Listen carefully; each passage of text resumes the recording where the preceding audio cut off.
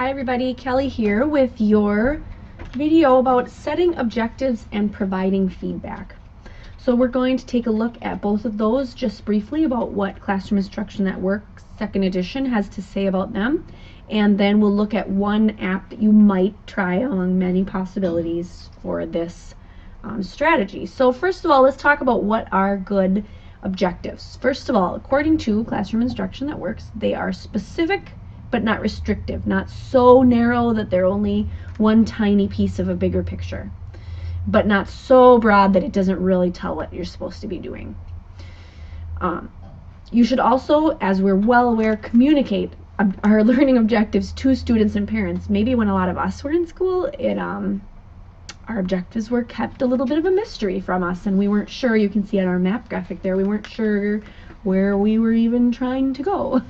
And so that's extremely important, so that students know where they're aiming to get to, so they can connect it back to what they're doing in class. Objectives should be, it should be clearly communicated how they connect to previous learning the students have engaged in and what they'll learn in the future. What is the part of the whole that this objective fits into? And also, students can engage in setting their own learning objectives. Maybe about a certain topic, they have something that really engages them and they want to work around, and their engagement will increase when they have the opportunity to do that. Of course, on the feedback side, we all need to know, going back to the map analogy, if we know where we're trying to get to, but we're going the wrong way, we need some feedback about that. So good feedback would help students know what they're doing right and then what they could change and do next. So not all about what they've done wrong, but what they can do next to change and get going toward the objective again.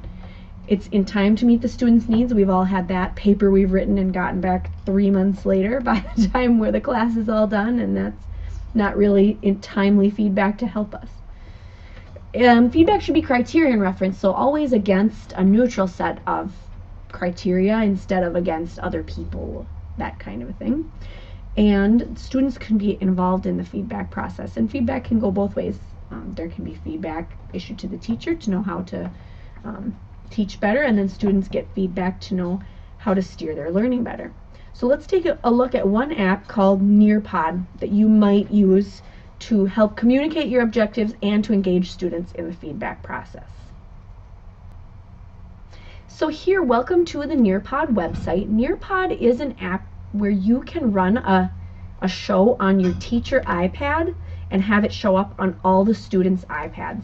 But there is a website component to the shows too, because you have to create the lessons presentations on their website, and then they become available to you on your teacher iPad. So I'll show you that in a second, but I've already signed in, created my free account and everything. The free account lets you use, I think you can have 10 presentations, and then you can have up to 30 people in them at a time. So I just have the free version. So I'm going to go to my create tool, which is where I can also look at ones I've already made.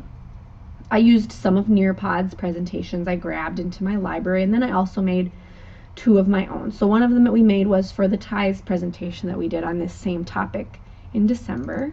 I'll double click and I can see all my slides that I'll have. So that's where I am going to create my presentation. So let's take a break now, and you can see where what it's going to look like on the teacher iPad and then on the student iPads, so you can get an idea of how it's used for setting objectives and feedback.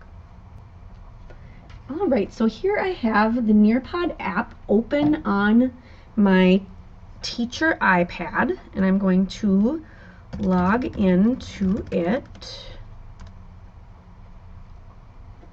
And I see my library. Now I'm going to have to start a show first. So I'm going to start the Marzano show. I touched right on it, and I'm going to touch where it says launch. Remember, I already made all these on the computer under my account. So I'm going to say mini course test and submit. Alright, so now you can see up here that I got a pin. I can give this to my students, and they're going to be able to log in on their devices and follow along. So I'm going to try to mirror another one up here so you can see how that part works. Alright, so we have the student iPad going. So on the left we have the teacher one, and on the right we have the student one. So I'm the student, so I'm going to touch down here and put in that pin that's up in the corner. It's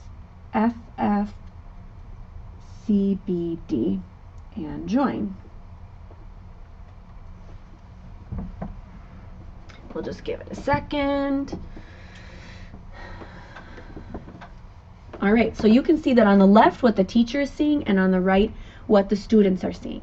So what I would do then is I'm going to flick on my teacher iPad, flick through and show the students the different objectives for the day. You could do this at the beginning of a big unit, the beginning of a day, or whatever. So I have my objective there. Now Nearpod's going to have the kids log in.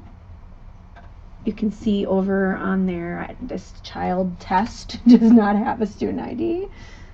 So we'll say next and done, and I'm going to submit that. So that over on the left, it's a little hard to see, but it popped up test on my teacher list. So if I know that all the students are in, I can continue through my presentation.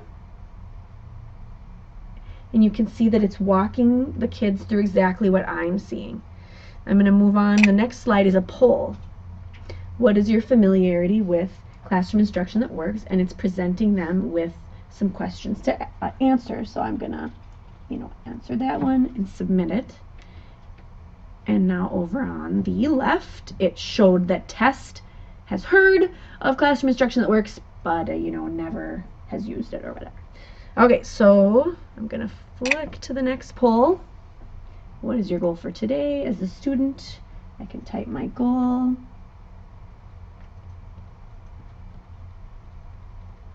Whatever the goal is. So this is engaging students in some feedback for me as I'm designing my lesson.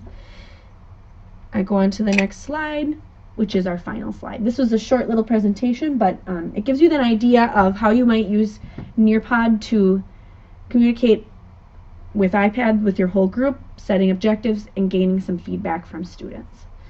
Hope to hear more of your ideas for this strategy in the discussion area, and let us know how it goes.